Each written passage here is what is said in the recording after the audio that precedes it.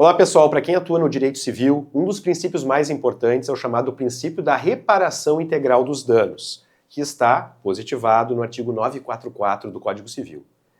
Via de regra, o que diz esse artigo? Que o magistrado, ao fixar uma indenização, ele deve se ater ao dano que foi produzido e que o autor busca a sua reparação. Mas existem situações, especialmente nas ações de dano moral, que é muito difícil se quantificar o valor devido para a lesão sofrida pelo consumidor, pela esposa, pelo filho, pelo pai, pela pessoa do povo, enfim, que entra em juízo. Para resolver o problema desse subjetivismo no arbitramento de uma compensação a título de dano moral, o professor Paulo de Tarso Sanseverino, que foi ministro do STJ, na sua tese de doutorado, desenvolveu o chamado método bifásico. Método bifásico de apreciação do valor justo na indenização a título de dano moral.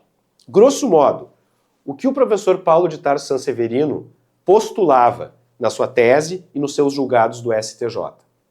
Ele postulava que o magistrado, em primeiro lugar, tentasse selecionar grupos de casos parecidos. Então, por exemplo, se a ação versa sobre indenização por inscrição indevida no SPC, no Serasa, eu teria que localizar os acórdãos daquele tribunal sobre situações parecidas.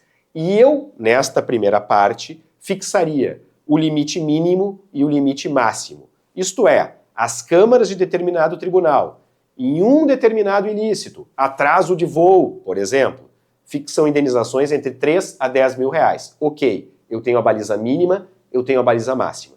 E eu passaria para a segunda fase. Nessa segunda fase, nós analisaríamos o caso concreto. E nós verificaríamos especialmente os seguintes critérios. Qual foi a lesão efetivamente sofrida pelo cidadão? Tem que ver qual é a gravidade. Não se pode comparar uma morte com uma inscrição indevida no SPC, por exemplo. Segundo lugar, qual a extensão da lesão na vida específica daquele sujeito? Para algumas pessoas, estar no Serasa pode não fazer diferença nenhuma. Mas para outras profissões, como os bancários, como os vendedores e quem atua no comércio, isso é muito grave. Terceiro lugar, a vítima ofereceu alguma colaboração para aquele evento danoso? Por exemplo, aqui na rodoviária de Porto Alegre, existe uma passarela para que os pedestres possam ir de um lado da rua para o outro, porque a via é muito movimentada. Quase toda semana tem atropelamento, porque pedestres preterem a passarela e tentam atravessar a via movimentada no meio dos carros. Nessas situações, o Tribunal de Justiça normalmente reconhece ou a chamada, aspas, culpa concorrente da vítima, ou mesmo em casos excepcionais, afastam a responsabilidade do motorista porque a vítima foi muito imprudente. Então, analisar a colaboração da vítima também é importante. Em outros casos, pode acontecer que o ilícito gera vantagem para quem o praticou. Quando um determinado ilícito, por exemplo, eu vou pagar o YouTube, vou pagar o Facebook, para que sempre que alguém busque um livro, uma bolsa, uma bota de uma empresa concorrente, os primeiros resultados sejam os da minha empresa. Nesses casos em que se paga o Google Ads, Face Ads, para se desviar a clientela, o STJ tem julgados que diz que esse ilícito é altamente lucrativo e que esse lucro tem que também ser considerado na fixação da indenização. Então, aqui recapitulando em síntese, nesse método bifásico, de um lado, a gente analisa abstratamente os precedentes daquele tribunal para encontrar um patamar mínimo, um patamar máximo de indenização em casos que envolvem matéria semelhante. E num segundo momento, a gente vai analisar o caso concreto, vocês observaram também na edição, com os principais critérios que permitem diferenciar a vida do Daniel, da vida das lojas Renner, a vida da Gerdau, a vida do Joaquim ou a vida da Mariana.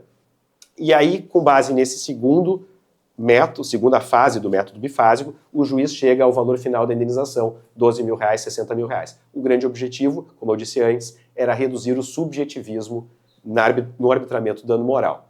Colegas advogados, para quem ficou até o final do vídeo, a dica que eu dou: ao redigir a petição inicial, a redigir a contestação, atenham o seu método bifásico e façam uma boa pesquisa de jurisprudência no tribunal que vocês atuam, para se descobrir, especialmente, os limites mínimos, no caso do réu, limites máximos, no caso do autor. E vocês vão estar ajudando o magistrado a prolatar uma sentença coerente com o chamado método bifásico, que é amplamente utilizado pelo STJ e pelos tribunais da Federação. Grande abraço!